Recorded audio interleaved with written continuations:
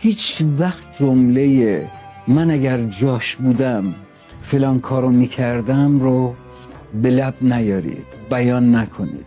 به قول مرحوم اخوان ثالث، هر کسی خودش داند و خدای خودش که چه دردیست در کجای دلش.